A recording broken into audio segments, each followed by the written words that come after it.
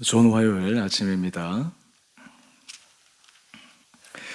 찬송가 449장 찬양하십시다. 찬송가 449장입니다. 예수 따라가며 복음 순종하며 우리 행할 길 완하겠네. 주를 의지하며 순종하는 자를 주가 늘 함께 하시리라. 의지하고 순종하는 길은 예수 안에 즐겁고 복된 길이로다. 해를 당하거나 우리 고생할 때 주가 위로해 주시겠네. 주를 의지하며 순종하는 자를 주가 위해 주시리라. 의지하고 순종하는 길은 예수 안에 즐겁고 복된 길이로다. 남의 짐을 지고 슬픔 위로하며 주가 상급을 주시겠네. 주를 의지하며 순종하는 자를 항상 복 내려 주시리라. 의지하고 순종하는 길은 예수 안에 즐겁고 복된 길이로다. 우리 받은 것을 주께 다 드리며 우리 기쁨이 넘치겠네. 주를 의지하여 순종하는 자를 은혜 풍성케 하시리라. 의지하고 순종하는 길은 예수 안에 즐겁고 복된 길이로다. 주를 힘입어서 말씀 잘 배우고 주를 모시고 살아가세. 주를 의지하며 항상 순종하며 주가 사랑해 주시리라. 의지하고 순종하는 길은 예수 안에 즐겁고 복된 길이로다. 아멘. 오늘 말씀 열왕기상 19장 11절에서 21절까지입니다. 여호와께서 이르시되 너는 나가서 여호와 앞에서 산에 서라 하시더니 여호와께서 지나가시는데 여호와 앞에 크고 강한 바람이 산을 가르고 바위를 부수나 바람 가운데 여호와께서 계시지 아니하며 바람 후에 지진이 있으나 지진 가운데에도 여호와께서 계시지 아니하며 또 지진 후에 불이 있으나 불 가운데에도 여호와께서 계시지 아니하더니 불 후에 세미한 소리가 있는지라. 엘리야가 듣고 겉옷으로 얼굴을 가리고 나가 굴 어귀에 서며 소리가 그에게 임하여 이르시되 엘리야여 내가 어찌하여 여기 있느냐. 그가 대답하되 내가 만군의 하나님 여호와께 열심히 유별하오니 이는 이스라엘 자손이 주의 언약을 버리고 주의 제단을 헐며 칼로 주의 선지자들을 죽였음이오며 오직 나만 남았거늘 그들이 내 생명을 찾아 빼앗으리 하나이다. 여호와께서 그에게 이르시되 너는 내 길을 돌이켜 광야를 통하여 다메섹에 가서 이르거든 하사엘에게 기름을 부어 아람의 왕이 되게 하고 너는 또 님시의 아들 여우에게 기름을 부어 이스라엘의 왕이 되게 하고 죄송합니다. 또 아벨 무홀라 사바스의 아들 엘리사에게 기름을 부어 너를 대신하여 선지자가 되게 하라. 하사엘의 칼을 피하는 자를 여호가 죽일 것이요 여호의 칼을 피하는 자를 엘리사가 죽이리라. 그러나 내가 이스라엘 가운데에 7천 명을 남기리니 다 바알에게 무릎을 꿇지 아니하고 다 바알에게 입맞추지 아니한 자니라. 엘리야가 거기서 떠나 사바스의 아들 엘리사를 만나니 그가 12교리소를 앞세우고 밭을 가는데 자기는 12째 교리소와 함께 있더라. 엘리야가 그리로 건너가서 겉옷을 그의 위에 던졌더니 그가 소를 버리고 엘리야에게로 달려가서 이르되 청하건대 나를 내 부모와 입맞추게 하소서. 그리한 후에 내가 당신을 따르리이다. 엘리야가 그에게 이르되 돌아가라. 내가 내게 어떻게 행하였느냐 하니라. 엘리사가 그를 떠나 돌아가서 한 겨리소를 가져다가 잡고 소의 기구를 불살라 그 고기를 삶아 백성에게 주어 먹게 하고 이런 엘리야를 따르며 수종 들었더라. 아멘. 우리는 어제 놀라운 기적을 행한 그리고 이적을 행한 엘리야가 얼마나 나약한 인간의 모습으로 절망에 빠져 있는지를 묵상했습니다. 엘리야조차도 그러할진데 우리는 인생 가운데서 자그마한 일에도 넘어져 절망하는 일이 참 많은 인 것이 우리의 인생입니다. 그런데 문제는 하나님께서 단지 위로하시는 차원에서만 다가오시는 것이 아니라 오늘 본문 말씀을 통해 엘리야를 어떻게 다시 일으키시느냐라고 하는 것이 오늘 본문의 중요한 내용입니다. 여러분, 하나님께서 우리를 사랑하실 때 하나님은 우리를 위로하시고 우리를 새롭게 일으키십니다. 어떻게 일으키시느냐? 오늘 엘리야를 통해 하나님께서 하신 그 일을 우리가 함께 묵상하며 우리의 삶의 자리에 또한 주님의 음성이 우리에게 새로운 힘이 될 수 있게 되기를 원합니다. 우리 11절 이하의 말씀을 한번 보십시다. 엘리야가 어제 우리가 묵상한 말씀으로 로뎀 나무 아래에 앉아 지금 내 생명을 거두시옵소서. 나는 내 조상들보다 낫지 못하나이다. 스스로 비관하며 굉장히 우울적인 증세에 빠져 있습니다. 이때 하나님께서 그를 천사를 통해 힘을 북돋아 주시고 또 그로 하여금 호렙산에 가서 하나님 앞에 서게 만들어 주셨습니다. 그리고 오늘 본문의 내용을 보면 하나님께서 그의 앞에 나타나시는데 우리 11절 이하의 말씀을 보면 크고 강한 바람이 산을 가르고 바위를 부수나 바람 가운데 여호와께서 계시지 아니하십니다. 또한 바람 후에 지진이 있어도 지진 가운데 하나님께서 계시지 않습니다. 지진 후에 불이 있으나 불 가운데도 여호와께서 계시지 않는데 마지막 그 후에 세미한 소리가 들립니다. 여러분, 하나님께서 우리에게 다가오실 때 우리는 뭔가 초자연적인 현상, 우리가 정말 압도당할 만한 그러한 현상을 통해 우리에게 말씀하시고 때로는 우리 삶을 변화시키기를 간절히 바랄 때가 있지만 실제 하나님께서 우리에게 다가와서 우리를 변화시킬 때 오늘 엘리야에게 다가와서 하시는 것처럼 너무나 세미한 소리, 어떻게 보면 집중하지 않으면 들을 수 없는 그 소리로 엘리야를 다시 일으키시고 또 우리를 일으키시는 그 하나님의 은혜를 경험할 수가 있습니다. 우리 13절 말씀을 한번 보십시다. 하나님의 세미한 소리가 들렸을 때 엘리야가 이렇게 얘기합니다.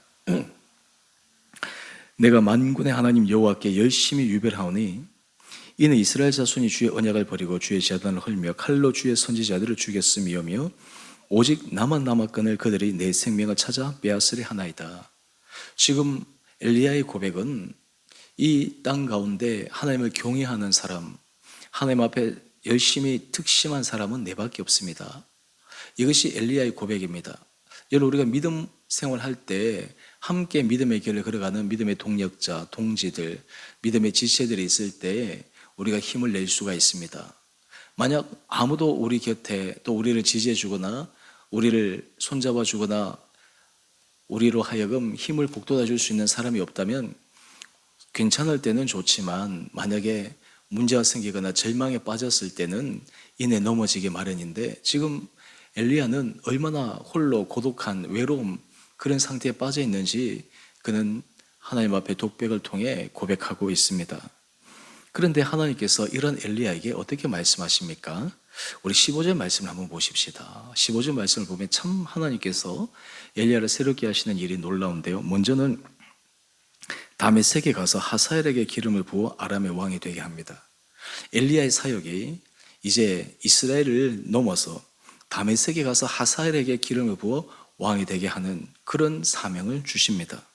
또한 뿐만 아니라 16절 말씀을 한번 볼까요? 님시 아들 예후에게 기름을 부어 이스라엘의 왕이 되게 하고, 지금 아합과 이세벨의 이 폭정, 하나님께서 더 이상 참고 기다릴 수가 없어서 이 예후가 이스라엘의 왕이 되어 지금 아합의 그 왕조를 뒤엎게 만드는 것이죠. 그 다음 세 번째 하나님께서 엘리야에게 주신 사명은 바로 그의 뒤를 이어서 엘리사를 기름을 부어 선지자로 세우라고 하는 사명을 주신 것입니다. 여러분, 우리가 하나님 앞에 하나님 저에게 힘을 주십시오. 하나님 제게 여러 가지 환경과 여건 허락하여 주십시오. 그리고 그것이 갖추어지고 난 다음 우리는 하나님 앞에 내 사명이 무엇일까? 내가 하나님 앞에 무엇을 해야 되겠습니까? 라고 이런 질문을 던지기도 하고 찾기를 원할 때가 있지만 오늘 하나님은 그 순서를 완전히 뒤바꾸고 계십니다. 지금 엘리야는 지쳐 있습니다. 이 땅 가운데 열심히 특심한 사람 내밖에 없습니다. 나는 더 이상 할 수 없습니다. 그런데 하나님께서 이 엘리야에게 세 가지의 놀라운 사명을 부어주십니다. 여러분, 하나님께서 우리들에게 하나님의 사명을 맡기신다라고 하는 것은 얼마나 놀라운 일인지 모릅니다.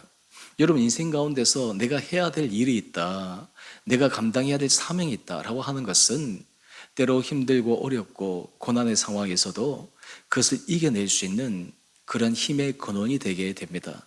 지금 하나님께서 그것을 통해서 엘리야를 불러 일으키십니다. 오늘 큐티의 제목을 한번 보실까요? 새로운 사명으로 일어서는 하나님의 사람. 여러분, 하나님께서 우리를 다시 불러 하나님의 사람으로 사용하실 때 단지 우리를 어린아이처럼 계수해서 어리기나 하시고 괜찮다고 하시고 위로하시는 그런 차원의 하나님으로 머무르는 것이 아니라 좀 더 강하게 새로운 사명을 부여하십니다. 지금 해야 할 일이 무엇인지를 깨닫게 하여 주시는 것입니다. 여러분, 사실 우리가 해야 할 일이 분명하게 있을 때, 내가 감당해야 될 사명이 분명하게 자리 잡힌 사람은 사실 여러 가지 삶의 여건이 아무리 힘들고 어려워도 그것을 뚫고 나갈 수 있습니다. 여러분, 퇴직자들 삶의 자리 가운데 그런 고백을 하는 것을 듣습니다. 회사 다닐 때는 아침 일찍 일어나서 나가서 밤늦게까지 회사 생활하니까 몸이 아픈 줄 모르는데 이제 퇴직을 하고 나면 아침에 일찍 일어날 필요도 없고 그냥 이렇게 느슨하게 그냥 삶을 살다 보면 갑자기 몸도 아프고 전체적으로 이게 밸런스도 깨어지고 그런 얘기를 종종 듣습니다. 물론 계속해서 똑같은 패턴으로 계속해서 살아가는 그런 분들도 있지만 한마디로 얘기해서 일할 거리가 있고 또 일할 곳이 있고 자기가 해야 될 것이 있으면 어떻게든지 그것을 감당해내는데 우리가 흔히 생각하기에 여유가 있고 그리고 삶의 자리에서 좀 더 시간이 있으면 좋을 것 같지만 그것이 그렇게 좋은 의미로 다가오지 않을 때가 있습니다. 심리학자들이 이런 연구조사를 통해 한번 사람들의 심리를 파악한 적이 있습니다. 여러분은 삶의 시간이 많기를 원하시죠? 그런데 한번 생각해 보십시오. 시간이 많으면 여러분의 머릿속에 어떤 생각이 떠오르십니까? 여러분, 우리가 마음이 뭐 해야 할 일이 없을 때 이상하게 좋은 일이 떠오르는 것이 아니라 좋지 않은 일들, 스트레스 되는 일들, 그런 일들이 많이 떠오르는 거예요. 근데 심리학자들이 한번 연구를 해보니까 어떤 사람이 행복한 삶을 사느냐, 일할 거리가 없고 집중할 거리가 없어서 시간이 남아 있는 사람들보다 해야 할 일이 있고 그것을 위해서 달려가는 사람들, 그러한 사람들은 뭐 상처라든지 어려움이라든지 힘든 일이라든지 그런 일들에 정신이 팔 일이 없어서 오히려 삶을 더 건강하게 살아갈 수 있다라고 하는 그러한 심리적 결과들을 만들어내는 것을 봅니다. 마찬가지입니다. 하나님께서 우리의 삶의 자리에 있어서도 사명을 주셨다라 하는 것, 내가 감당해야 될 것이 이것이다라고 하는 것이 있는 것이 얼마나 우리의 삶이 든든하게 서가는지 모릅니다. 사실 우리가 사명이 없다면, 해야 할 일이 없다면 나태해지기 쉽고 안해지기 쉽고 그것이 좋은 것 같지만 그것이 오히려 우리의 영혼을 망가뜨리고 하나님 앞에서 믿음이 퇴보하는 그러한 수가 생기는데, 지금 하나님은 이 엘리야를 다시 일으키시는 것은 그에게 사명을 부어주시는 것입니다. 오늘 여러분의 삶의 자리에 우리가 하나님 앞에 받은 사명이 무엇일지, 또 하나님께서 그것을 통해서 내가 그 사명에 집중할 때 우리의 삶에 여러 가지 힘듦과 어려움을 넉넉히 극복해낼 수 있는 그런 은혜가 우리 온 살아가는 성도님들 가운데 있게 되기를 원합니다. 그러면서 하나님께서 말씀하십니다. 우리 18절 말씀입니다. 내가 이스라엘 가운데 7천 명을 남기리니 다 바알에게 무릎을 꿇지 아니하고 다 바알에게 입맞추지 아니한 자니라. 지금 엘리야는 자기 혼자만 열심히 특심이어서 하나님을 경외하는 그런 삶이고, 이 땅 가운데 하나님을 경외하는 사람은 아무도 없다라고 이야기를 했는데, 하나님께서 아니다, 7천 명, 숨겨진 7천 명이 있다라고 하는 것입니다. 여러분, 이 말은 엘리야로 하여금 얼마나 심적으로 큰 힘을 얻는 그러한 얘기가 되겠습니까? 그렇구나, 이 세상에서 내 혼자 홀로 외로이 믿음의 길을 걸어가는 것이 아니라 함께 걸어가는 사람들이 있구나, 함께 진리의 길로 하나님의 사명을 붙들고 가는 사람이 있구나. 여러분, 그 생각만으로도 이 엘리야에게 큰 힘이 되는 것입니다. 뿐만 아니라 19절 이하의 말씀을 보면 실제로 엘리야가 이제 먼저 엘리사에게 하나님께서 맡기신 사명대로 그를 자신의 후계자로 부르는 그 사건을 소개하고 있습니다. 여러분, 오늘 본문 말씀을 통해 우리는 하나님 앞에서 우리의 사명을 다시 확인할 필요가 있습니다. 또 하나님께서 우리의 삶에 무엇이 하나님이 기뻐하시는 일이고 하나님이 원하시는 것인지 우리가 분별하고 깨닫고 그 일에 주목하고 그 일에 집중해가는 은혜가 필요합니다. 여러분, 그럴 때 우리의 삶이 새로워질 수 있습니다. 오히려 그것이 우리를 무겁게 하거나 우리를 거추장스럽게 하는 것이 아니라 오히려 정말 살아있는 믿음의 삶의 모습으로 나갈 수 있는 은혜의 중요한 수단이 됨을 오늘 엘리야를 통해 하나님께서 보여주고 계십니다.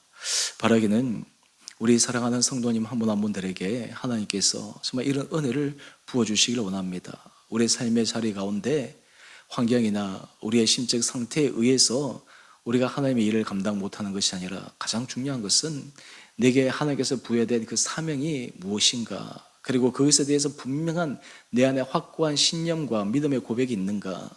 여러분, 이것이 다시 엘리야를 불러일으키고 또한 하나님께서 우리의 삶을 불러일으키는 놀라운 계기가 될 줄 믿습니다. 오늘 규태 제목처럼 하나님께서 우리에게 이 새로운 사명을 깨닫게 하여 주시고 또한 그것을 집중하게 하시고 그것을 위해서 힘써 매진함으로 우리 살아가는 성도님 한 분 한 분들이 정말 주님 앞에서 더 아름답고 귀하게 쓰임받는 귀한 삶 될 수 있게 되기를 주님 이름으로 축원드립니다. 함께 기도하겠습니다. 사랑의 주님, 오늘 엘리야를 하나님께서 다시 세우시고 사명을 통해 그가 해야 될 일이 무엇인지 자신의 생각과 감정에 빠져 깊은 우울증, 깊은 절망 속에 빠져 있는 엘리야를 다시 한번 사명을 확인시켜 주심으로 일으키시는 주님의 놀라운 능력의 모습을 묵상합니다. 하나님, 날마다 우리에게도 하나님 앞에서 우리가 받은 사명을 기억하게 하여 주시고 깨닫게 하여 주시고 그 일을 위해 우리가 더욱더 최선을 다해서 집중하여 그 사명을 감당하는 은혜의 삶이 우리 온 성도들 가운데 있게 하여 주셔서 우리 개인적으로, 우리 가정적으로, 우리 공동체적으로 또 우리 온 성도들이 위하는 삶의 터전 가운데 정말 하나님께서 맡기신 귀한 일들을 통해 아름다운 열매를 맺는 거룩한 삶 되게 하여 주옵소서.